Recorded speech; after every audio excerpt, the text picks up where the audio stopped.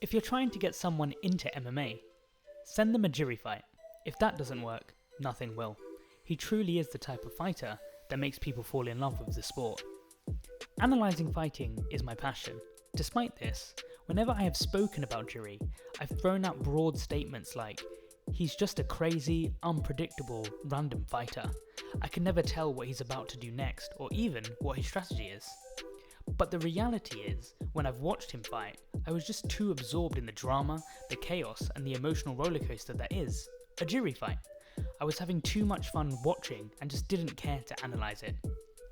Despite all of that, after another classic Jiri fight this month against Roundtree, I decided to take some time to break down the master of chaos that is Jiri Procházka.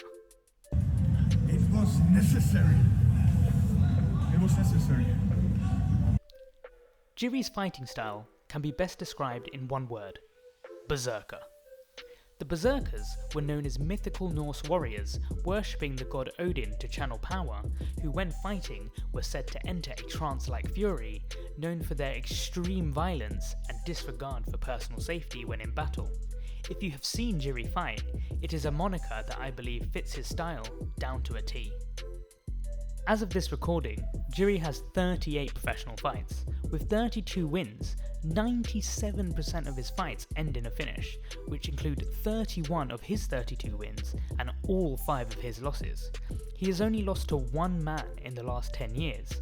He truly is an all or nothing, kill or be killed type of fighter. Most elite world-class fighters who have strong records hit their opponents more than they themselves get hit. This is the basic premise of fighting.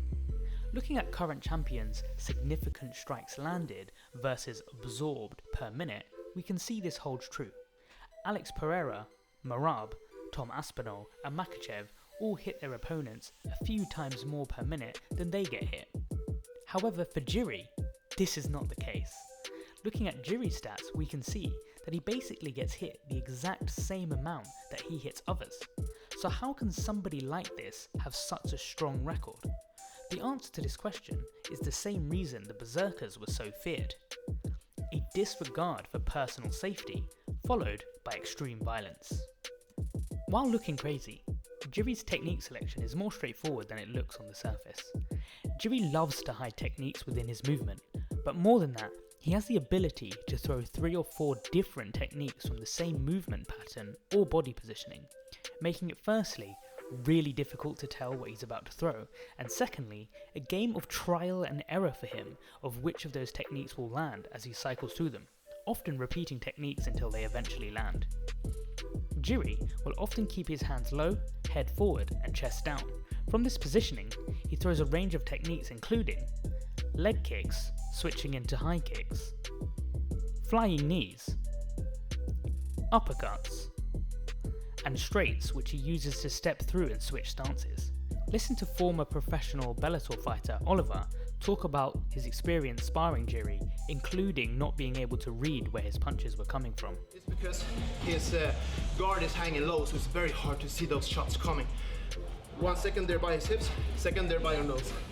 If you've trained any striking art, you may have been taught that you want to retract your hand almost as fast as you throw it out, particularly on straight shots. You want them to pop or snap. This gets your hands back in a defensive position quicker, but also allows you to throw your next shot quicker. All around, a sound and logical approach. However, this is not a philosophy that Jiri abides by. In karate, Ikken Hissatsu is a philosophy of applying full commitment and focus to every strike to end an encounter with a single, decisive blow. Translated literally to one fist, certain death, it represents the attitude of treating every strike as if it was the only one that matters, aiming for maximum impact and decisive finishing power. This means that not necessarily focusing on retracting the fist back, but punching through your opponent, trading off defense for raw power. Through Jiri's love of Budo and Japanese martial arts, it's not hard to see where he picked this approach up from. The result of this is that even though him and his opponents may be hitting each other the same amount, when one of them is focusing on returning their hand back quickly to a defensive position, and the other is focusing on punching through their opponent, the latter generally wins. Jiri forces encounters where he can throw hard by pressing forward, regardless of what is thrown at him. Whether he avoids shots or absorbs them to get close, his aim is to land hard, decisive punches, with 80% of his landed significant strikes being to the head. There is really only one thing Jiri is aiming to do when he fights. This means that while Jiri might be losing fights early on, he is never looking to secure a victory through anything other than finishing his opponents, which has resulted in him winning fights that he wasn't going to win if it went to decision. Jiri's willingness to throw everything into a strike and constantly push the pace is not the only reason he is able to win fights so often. Obviously, there are a few more tactics he employs to cover for the defense he loses from throwing punches the way he does. The first is framing. As he does not focus on retracting his power hand, it is often left close to the opponent's body, which he will then in turn use to frame or activate a clinch to control his opponents. The second is movement. Jiri is constantly moving. His head, his stances, his height, it generally makes him an awkward fighter to pin down and land a clean strike on. And so, while he does absorb a lot of strikes, they're often not landing completely flush, as they're landing on a moving target. Additionally, while discarding using his hands to block shots, when throwing, Jiri does over-exaggerate taking his head off the center line, making it harder to land clean shots on him.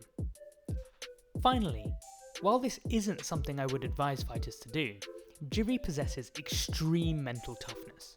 He shows a blatant disregard for strikes that most fighters would adjust to, look to avoid, or be hurt by. By being able to do this, it allows him to absorb shots, stay present within striking range, and deal hard return shots to his opponents, allowing him to find finishes when often others would fail.